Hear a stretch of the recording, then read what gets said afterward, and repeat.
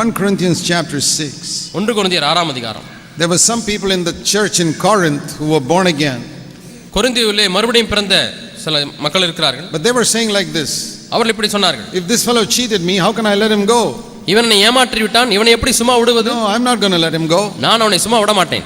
I will take him to court. அவனை நான் வழக்கு மன்றத்துக்கு இழுத்துச் செல்வேன். He may call himself believer or anything, but he cheated me. அவன் தன்னை விசுவாசியோ இல்லையோ அவன் எப்படி வேண்டுமானாலும் அழைத்துக் கொண்டு ஆனால் என்னை ஏமாற்றி விட்டான். And they were taking their fellow believers to court. ஆகவே தங்களுடைய சக விசுவாசிகளை வழக்கு மன்றத்துக்கு இழுத்துச் சென்றார்கள். So Paul says, பவுல் சொல்கிறார் in 1 Corinthians 6:1, 1 கொரிந்தியர் 6:1, he says, you people, you're taking people to the court before unrighteous judges. நீங்கள் அநீதக்காரரிடத்திலே நீங்கள் பரிசுத்தவான்களை இழுத்துச் செல்கிறீர்களே. And then he says, அதற்கு பிறகு சொல்கிறார், verse 7 last part, 7ஆம் வசனத்தின் கடைசி பகுதி, why not you yourself be wronged? Why not you yourself allow yourself to be defrauded? நீங்கள் ஏன் அநியாயத்தை சகித்துக் கொள்ளுகிறதில்லை? ஏன் நஷ்டத்தை பொறுத்துக் கொள்ளுகிறதில்லை? Why can't you bear it? ஏன் அந்த நஷ்டத்தை ஏற்றுக்கொள்ளுகிறதில்லை? Somebody wronged you. யாராவது தீமை செய்து விட்டார்களா? Somebody cheated you. யாராவது ஏமாற்றி விட்டார்களா? He says, அவர் சொல்கிறார், அதை சகித்துக் கொள்ளுங்கள். That's what it means to be the light of the world. உலகத்திற்கு ஒளியா இருப்பது என்றால் இதுதான் அர்த்தம். Did your wife call you a devil? உன்னுடைய மனைவி உங்களை பார்த்து பிசாசே என்று கூப்பிட்டு விட்டாளா? Or did your husband call you a devil? அல்லது புருஷன் மனைவியை பார்த்து பிசாசே என்று கூப்பிட்டு விட்டானா? That person is full of darkness. அந்த நபர் இருளால் நிறைந்திருக்கிறான். What are you going to say in return? நீங்கள் அதற்கு மாறுத்தரமா என்ன சொல்ல போகிறீர்கள்? If you say you're also a devil, நீயும் பிசாசு தானே என்று சொன்னால், then you're also part of the darkness. நீங்களும் இருளின் ஒரு பகுதியாய் மாறிவிட்டீர்கள். No, I don't want to do that. நான் அப்படி இருக்க விரும்பவில்லை. I am light. நான் ஒளி. I don't have any fellowship with Satan. எனக்கு சாத்தானோடு கூட எந்த ஐக்கியமும் இல்லை. I want the light of God to shine from me. தேவனுடைய ஒளியானது என் மூலமாய் பிரகாசிக்கும்படியாய் தான் நான் விரும்புகிறேன். I'll tell you a true story. ஒரு நல்ல ஒரு மெய்யாய் நடந்த ஒரு கதை சொல்ல போகிறேன். I was traveling in another country.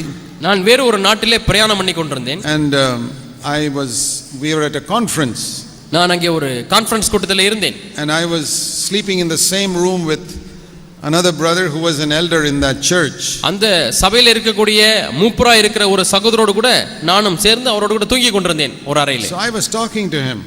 அப்படி நாங்கள் இருவரும் தங்கி இருக்கும் பொழுது நான் அவரிடத்தில் பேசிக் கொண்டிருந்தேன். And I asked him, is your wife a believer? உன்னுடைய மனைவி ஒரு விசுவாசியா என்று நான் கேட்டேன். Yes, he said she says she's a believer, but she doesn't come to our church. தன்னை விசுவாசி என்று சொல்லிக் கொள்ளுகிறாள், ஆனால் அவள் சபைக்கு வருவதில்லை, எங்கள் சபைக்கு வருவதில்லை என்று சொன்னார். She goes to some Pentecostal church. வேற ஒரு பெந்தேகோஸ்தே சபைக்கு தான் என்னுடைய மனைவி போகிறார்கள் என்று சொன்னார். I said, how is your fellowship at home? வீட்டிலே அவங்களோடு கூட உங்களுக்கு ஐக்கியம் எப்படி இருக்கிறது என்று கேட்டேன். Oh, he said, we don't have any fellowship. எங்களுக்கு ஐக்கியம் எல்லாம் இல்லை என்று சொன்னார். What does she do? என்ன செய்கிறார் வீட்டிலே அவர்கள்? She gets very angry with me. என் மீது அதிகமா கோபப்படுறாங்க. What does she do? என்ன செய்வாங்க? She throws cups and plates and all at me. என் மேல டம்ளர் பிளேட் எல்லாம் தூக்கி எறிவாங்க கோவம் தான். So I have to duck my head so that it doesn't hit me. So சில தட்டெல்லாம் மேல வரும்போது நான் தலையை இப்படி இப்படி ஆட்டினா தான் என்னை தாண்டி போயிடும். Then I said, what happens after that? அதற்கு பிறகு என்ன நடக்கிறது என்று நான் கேட்டேன். So then after some time her anger cools down and she stops. அதற்கு பிறகு கோபம் எல்லாம் அடங்கி தணிந்து அதை நிறுத்தி விடுகிறார்கள் மனைவி என்று சொன்னார். And then he said, I tell her. அதற்கு பிறகு நான் மனைவியிடத்திலே சொல்வேன். I smile at her and I tell her, but you are still the queen in my heart. நான் சிரித்து என்னுடைய மனைவியை பார்த்து சொல்வேன், ஆனாலும் நீதான் என்னுடைய உள்ளத்தில் இருக்கக்கூடிய ராணி என்று சொல்லுவேன் என்று சொன்னார். There you can see the light has overcome the darkness. அங்கே பாருங்கள், ஒளியானது இருளை மேற்கொண்டு விட்டது. I told him, brother, you really deserve to be an elder brother in the church. நான் அவரை பார்த்து கண்டிப்பாகவே நீங்கள் இந்த சபையில் மூப்பராய் இருப்பதற்கு தகுதி பெற்றவர் என்று சொல்லிவிட்டேன். Definitely, it is not good preaching. நல்ல பிரசங்கம் அல்ல. I don't know how he can preach. I'm not interested, but I know his life is overcoming the darkness. அவர் எப்படி அவருடைய பிரசங்கம்லாம் எப்படி இருக்குன்னு எனக்கு தெரியாது, அதில் எனக்கு விருப்பமும் இல்லை. ஆனால் அவருடைய வாழ்க்கையிலே இருளை மேற்கொள்கிற ஒரு வாழ்க்கை அவருக்கு இருக்கிறது. He is fulfilling that word which says you are the light of the world. நீங்கள் தான் உலகத்துக்கு வெளிச்சமா இருக்கிறீர்கள் என்கிற அந்த வார்த்தையை நிறைவேற்றுகிற ஒரு நபராய் இருந்தார். His light is overpowering the darkness. அவருடைய ஒளியானது இருளை மேற்கொள்கிறது. That is the life of Jesus. அதான் இயேசு கிறிஸ்துவினுடைய ஜீவன். And we are supposed to live like that every day. நாம் ஒவ்வொரு நாளும் இப்படி வாழ வேண்டியவர்களாய் இருக்கிறோம். And if you say, oh, that's, how can I keep on doing that every day? ஒவ்வொரு நாளும் எப்படி இப்படியே நான் செய்து கொண்டிருக்க முடியும் என்று கேட்கிறீர்களா? I mean, if she does that to me 1 or 2 days, I can bear it. ஒரு நாள் 2 நாள் பிளேட் டம்ளர் தூக்கி எறிஞ்சா நான் பொறுத்துக் கொள்ளலாம். But every day if she does it, ஆனால் ஒவ்வொரு நாளும் அப்படி எறிந்து கொண்டிருந்தால், how can I keep on telling her you're the queen in my heart? நீதான் என்னுடைய உள்ளத்திலே இருக்கக்கூடிய வீற்றிருக்கக்கூடிய ராணி என்று நான் எப்படி சொல்லிக்கொண்டே இருக்க முடியும்? You can't do that if you're not connected to the power. நீங்கள் அந்த சக்தியோடு கூட இணைப்பிலே பொருத்தப்படவில்லை என்று சொன்னால் உங்களால் செய்ய முடியாது. This bulb does not say, how can I burn for 1 hour, 2 hours? 1 மணி நேரம் 2 மணி நேரம் நான் எப்படி எரிஞ்சிக்கிட்டே இருக்கிறதுன்னு இந்த bulb சொல்லுகிறதா? I tell the light you can burn for 24 hours if you are connected to the power. அந்த பல்பை பார்த்து நான் சொல்லுகிறேன், நீ மின்சாரத்தோடு கூட இணைக்கப்பட்டிருந்தால் 24 மணி நேரமும் நீ வெளிச்சம் கொடுத்து கொண்டே இருக்கலாம். Burn for days if you are connected to the power. நீ மின்சாரத்தோடு கூட இணைக்கப்பட்டிருந்தால் எத்தனையோ நாட்களாக வெளிச்சம் கொடுத்து கொண்டே இருக்க முடியும். If we are connected to God through the Holy Spirit, பரிசுத்த ஆவியானவர் மூலமாக நாம் தேவனோடு கூட இணைக்கப்பட்டிருப்போமானால், we can keep on loving those who hate us for 100 years. 100 வருடங்களானாலும் நம்மை வெறுக்கிறவர்களை நாம் நேசித்துக் கொண்டே இருக்க முடியும். If you pull out the plug, you cannot be, even one day will be difficult. மின்சார சக்தியில இணைக்கப்பட்டிருக்கிற இந்த பிளக்கை நீங்கள் பிடுங்கி விட்டால் ஒரு நாள் அப்படி வாழ்வதே கடினமான வாழ்க்கையாக மாறிடும். That's why they could not do this in the Old Testament. ஆகவே தான் பழைய ஏற்பாட்டில் அவர்களால் அப்படி செய்ய முடியவில்லை. In the Old Testament, if they forgave for a little while. பழைய ஏற்பாட்டிலே மன்னித்தால் கொஞ்சம் மன்னிப்பார்கள், அவ்வளவுதான். We read in the Old Testament about David forgiving Shimei. சிமேயி என்கிற ஒரு நபரை தாவீது மன்னித்ததை குறித்து பழைய ஏற்பாட்டிலே வாசிக்கிறோம். You read that in 2 Samuel. 2 சாமுவேலில் அதை குறித்து வாசிக்கிறீர்கள்.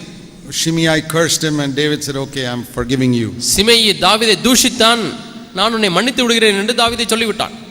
But when David was dying, ஆனால் தாவீது மரிக்கும் நேரம் வந்த பொழுது, you read in 1 Kings chapter 2, 1 ராஜாக்கள் 2ஆம் அதிகாரத்திலே வாசிக்கிறீர்கள். David told Solomon his son, தாவீது தன்னுடைய மகனாகிய சாலமோனை பார்த்து சொல்லுகிறான், you remember that Shimei who cursed me?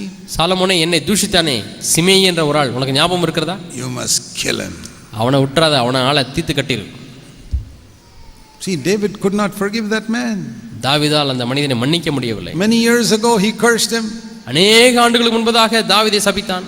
And he kept it in his mind, மனதிலே வைத்துக் கொண்டே இருந்தான். David was a good man. தாவீது ஒரு நல்ல மனிதன். He was a man after God's own heart. தேவனுடைய இருதயத்திற்கேற்ற மனிதன். According to Old Testament standards. பழைய ஏற்பாட்டின் தரத்தின்படி. We must not forget that. அதை நாம் மறந்து விடக் கூடாது. See, there is a lot of difference between getting 100% in kindergarten and getting 100% in BSc. LKG படிக்கும்போது 100 மார்க் வாங்குவதற்கும் பிஎஸ்சி பட்டப்படிப்பு படிக்கும்போது 100 மார்க் வாங்குவதற்கும் வித்தியாசம் உண்டு. There's a lot of difference. எவ்வளவு வித்தியாசம் உண்டு. We can say David was in the kindergarten.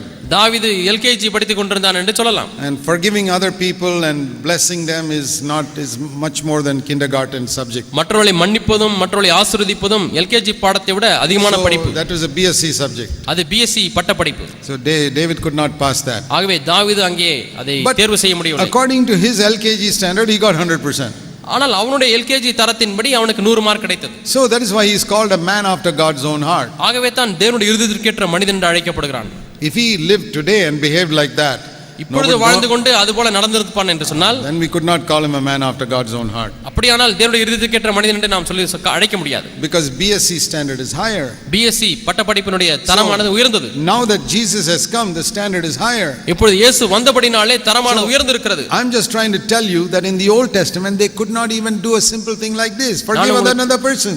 இன்னொரு மனிதனை மன்னிக்க கூடிய இந்த சிறு காரியத்தை கூட பழைய ஏற்பாட்டு மக்களால் செய்ய முடியவில்லை என்று நான் சொல்கிறேன். He could not forgive one person. ஒரு நபரை கூட அவனால் மன்னிக்க முடியவில்லை. And that fellow did not stab him or cheat him.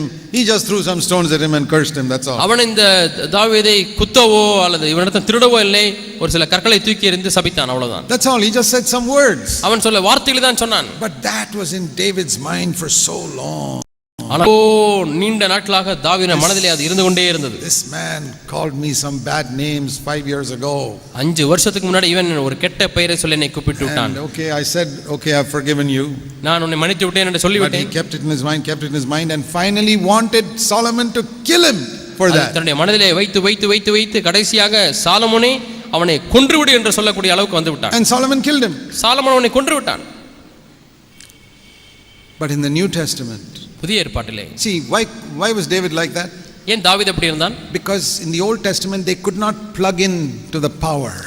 பழைய ஏற்பாட்டு காலத்திலே அவர்கள் அந்த சக்தியோடு கூட தங்களை இணைக்க முடியவில்லை. They had to live in their own strength. தங்களுடைய சொந்த பலத்தினாலே தான் அவர்கள் வாழ வேண்டியிருந்தது. You know the reason why many of us are failing? நம்மிலே அநேகர் ஏன் தோற்று போகிறோம், வீழ்ச்சி அடைகிறோம் தெரியுமா? Have you had this experience that you forgive somebody and after 5 years you say enough, I'm not going to forgive him anymore? உங்களுக்கு இந்த அனுபவம் ஏற்பட்டிருக்கா?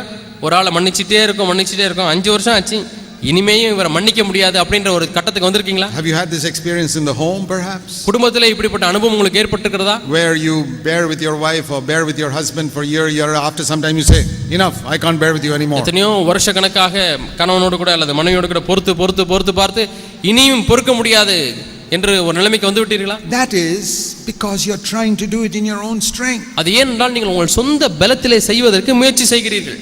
You know what David once said in the Old Testament?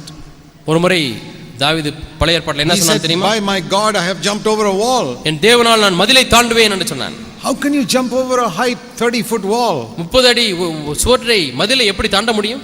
He said by my God I can do it. என் தேவனால் நான் தாண்டுவேன் என்று சொல்கிறான். Without God I can't even jump over a 5-foot wall. தேவனுடைய உதவி இல்லாவிட்டால் 5 அடி சுவரை கூட தாண்ட முடியாது. So with God's help I can keep on forgiving forever. ஆகவே தேவனுடைய உதவியினாலே என்றென்றைக்கும் நான் மன்னித்துக் கொண்டே இருக்க முடியும். If you turn to Genesis chapter 1, ஆதியாகமம் 1ஆம் அதிகாரத்துக்கு திருப்பியுள்ளேன். I told you right from the beginning of the Bible, the great conflict is between light and darkness. ஆரம்பத்திலிருந்தே நான் உங்களுக்கு ஏற்கனவே சொன்னேன், வெளிச்சத்திற்கும் இருளுக்கும் எப்பொழுதுமே ஒரு முரண்பாடு இருந்து கொண்டே இருந்தது. See Genesis chapter 1. ஆதியாகமம் 1ஆம் அதிகாரம் verse 3. First of all you read in verse 2 that there was darkness all over the earth. முதலாவது பார்க்கிறோம் verse 2. இரண்டாம் வசனத்திலே பூமி முழுவதும் இருள் இருந்தது. Now this is how the Bible begins. வேதம் இப்படி தான் ஆரம்பிக்கிறது. Earth covered with darkness. பூமியானது இருளால் மூடப்பட்டிருந்தது. What to do now? What shall we do? நாம் என்ன செய்யலாம்? God said, let there be light. வெளிச்சம் உண்டாக கடவுள் என்று ஆண்டவர் சொன்னார். And the light came. வெளிச்சம் வந்தது. And it says here in verse 4, God separated the light from the darkness. வெளிச்சத்தையும் இருளையும் தேவன் வெவ்வேறாக பிரித்தார் என்று வேதம் சொல்கிறது. So we can say into a world that is full of darkness, Jesus came. இருள் நிறைந்த ஒரு உலகத்தில் இயேசு வந்தார் என்று நாம் சொல்லலாம். Just like verse 3 here. இங்கே 3ஆம் வசனம் சொல்வது போல Jesus came. இயேசு வந்தார். And that light drove out the darkness. அந்த வெளிச்சமானது இருளை துரத்தி விட்டது. And then Jesus went up to heaven after 33 and a half years of driving out the darkness. 33 ஆண்டுகள் இருளை விரட்டி விட்டு அவர் இப்பொழுது பரத்துக்கு ஏறி சென்று விட்டார். Listen to this. கவனிக்கிறீர்களா? 33 and a half years he drove out the darkness mostly in Nazareth. 33 ஆண்டுகள் அவர் இருளை அவர் மேற்கொண்டார் அல்லது விரட்டி விட்டார். அதிகப்படியாக அந்த நாசரேத் என்கிற அந்த சிறிய ஊரிலே தான். That's where he lived.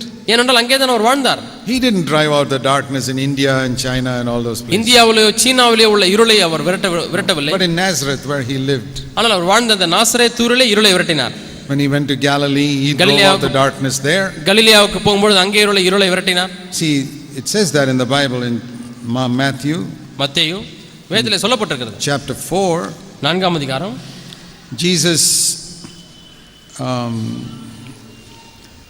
went here, we read in Matthew chapter 4 in verse 12.